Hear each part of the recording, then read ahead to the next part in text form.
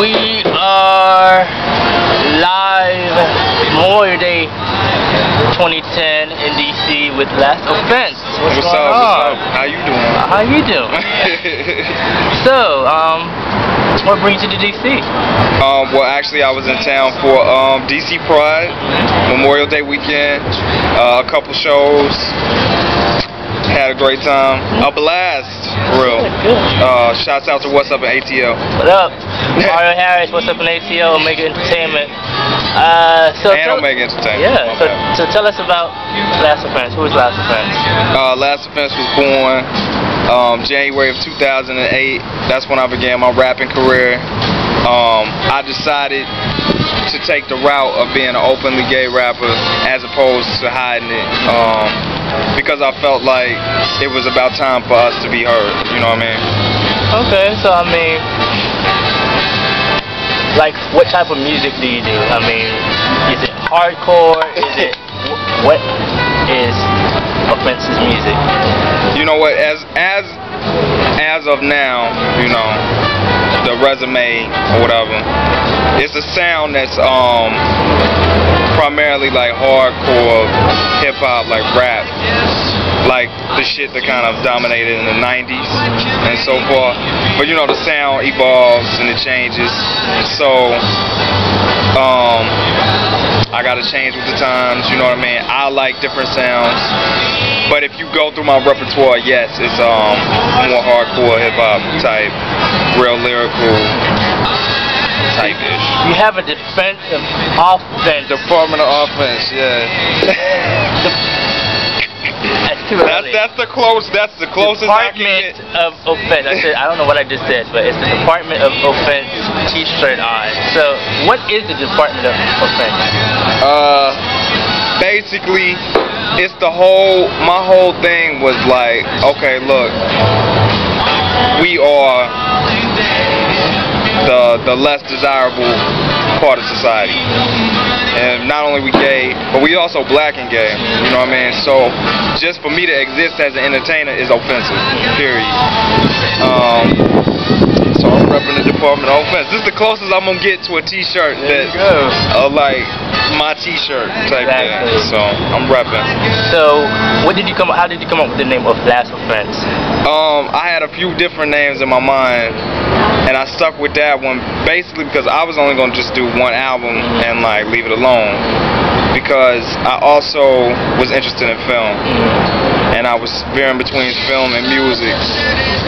And so the first album was gonna be like conceptually about just offending, pissing off, and you know, the first offense is like you get a slap on the wrist. Right. Last offense is like boom, you know, put them in the chair, gas chamber, Right. XYZ. Okay. So. Alright. Okay. So you have an album out. I don't. You have an album coming out. I'm working on an album. So you have yes. mixtapes. I have mixtape. Okay. I have a mixtape and an EP. Alright. Both of them is free. You can call them whatever you want. Mixtape, So EP. tell us about those. The first thing I did was an EP called Run a Lap. That was 2008. Okay.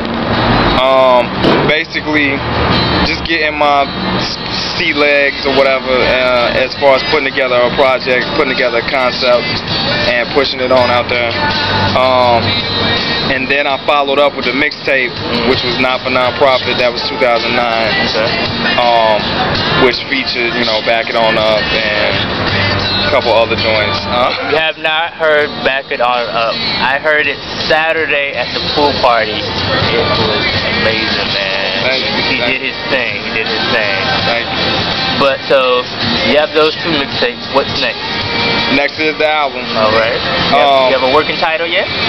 I did, but now it's untitled until it's released, because I've been through 4 titles as it just changes and changes and changes. And sometimes I had to change the name because it was too similar to something that a signed artist was putting out. And then there was a series of mixtapes that had one of the titles, so I had to kill that. So Untitled. Alright, okay. Right now. So you're from the Loop. I'm from the Lou, St. Louis. Is your influence have anything to do with Nelly, and Lunatics and Chingy, and all that? Shangalang, and Jaquan. Right. You know, a lot of people out of St. Louis, they real South inspired. You know what I mean? And I do got the Southern influence. You know, every time I'm talking to people, they're like, "Where you from?" Because that accent. You know what I mean? So I got it in me. But I was. So you don't have a New York accent. I don't have a New York accent at all. So. Nah. But it's in there, and I fuck with South. Like 8-Ball, MJG is like one of my favorite groups. Outkast, one of my favorite groups. Luda, that's one of my favorite artists. Okay. But I'm a little bit more inspired by the New York MCs, so that's kind of how my sound goes. So how long have you been in New York? I've been in New York for a year and some change. Okay. Love New York. Shouts out to Brooklyn. Alright. You know, you treated me well. So you're home. You're not Offence. Right. Who are you? Shit, I don't know any moments where I'm not that nigga. Cause it's just a grind all day, every day. But yeah, if I'm not doing this music thing, then I try and get my little date on, and I try and relax, unwind, spend time with my folks, like my peoples who are outside of this whole music shit, just to like keep me human, keep me living. So yeah, that's what I mean. That's my thing. So what's a regular day in the life for you? A regular day. Well, it's a lot of writing, especially right now, because it's just like writing, rewriting, writing, rewriting. Trying to make other projects happen. Just to kind of be in conjunction with the music. So where does your music come from? I mean, is it personal? Is it, friends? It's very personal. It's very personal, yeah. I try and bleed into the music, you know what I mean? So talk about it. I mean, like, what is like some of the lyrics, personality? I mean, what's behind it? Well, like for instance, there are some sexually driven tracks, and that's what people, they try to put you in a box, sex rapper and whatnot. I mean, it's just an aspect of life. Wayne does sex records, and and he does other records too. That's what I do sex records. I do life records. Like one of my favorite records that I ever did was Not Whining, and that's on the mixtape. And basically, I was just talking about how I was broke and shit was falling apart in LA before I moved to New York, and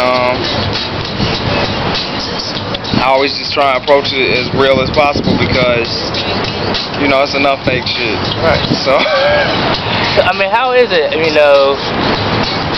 You're out here, you're trying to make that dollar, and it's rough, like you said. You were in LA, you were broke. You can understand the reality of life. It's hard, so it's a hustle. It's a hustle. So I mean, talk about that. And you get tired. I mean, basically in life, you got a set of resources. They just give it to you, I can rap, boom, you know what I mean? I did go to college, so I got a piece of paper, you know what I mean? So I can get certain jobs.